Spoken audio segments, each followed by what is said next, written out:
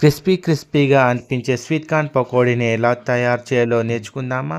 మరెందుకు ఆలస్యం, ఈ వీడియోను చూసేయండి. మీరు ట్రై చేసి చెప్పండి. మీ పిల్లలు చాలా ఇష్టంగా తింటారు. స్వీట్ కార్న్ పకోడీకి కావలసిన పదార్థాలు ఏంటో చూద్దాం. తరిగిన ఉల్లిపాయ, తరిగిన కరివేపాకు, కొత్తిమీర, పచ్చిమిర్చి, ధనియా పౌడర్, జీలకర్ర పౌడర్, 1 కప్పు బియ్యం పిండి. ఇప్పుడు 4 కప్పుల స్వీట్ కార్న్ తీసుకోవాలి. ఒక బౌల్ పెట్టుకొని తగినన్ని నీరు పోసుకొని మరగబెట్టాలి.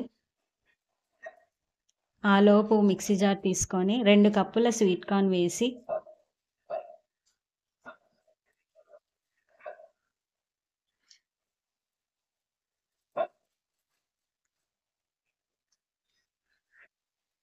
తరిగిన పచ్చిమిర్చి,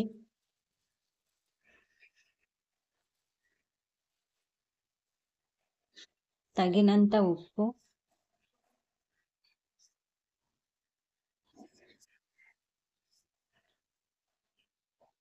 తగినంత పసుపు,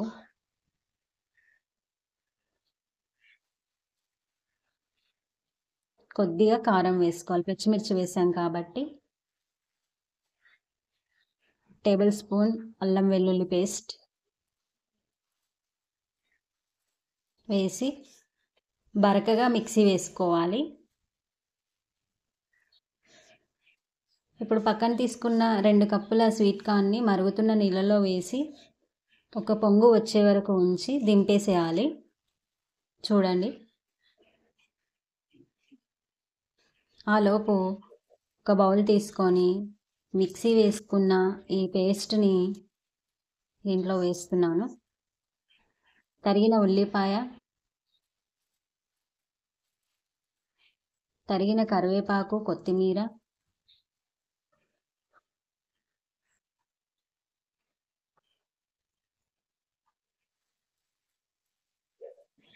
జీలకర్ర పౌడర్, ధనియా పౌడర్ వేసి కలపాలి. బాగా కలుపుకోవాలి. ఇందులో ఎక్స్ట్రా వాటర్ కూడా ఏమి యాడ్ చేయట్లేదు. చూడండి. ఇప్పుడు కప్పు బియ్యం పిండి కూడా వేసాను. గట్టిగానే కలుపుకోవాలండి. ఇప్పుడు 1 కప్పు శనగపిండి వేసాను. పకోడీకి ఎలా అయితే కలుపుతామో అలానే కలుపుకోవాలి. స్టవ్ వెలిగించి బాండీ పెట్టుకోవాలి. ఉడకబెట్టిన స్వీట్ కార్న్ కూడా వేసేస్తున్నాను. ఇది 2 కప్పులు ఉంటుందండి.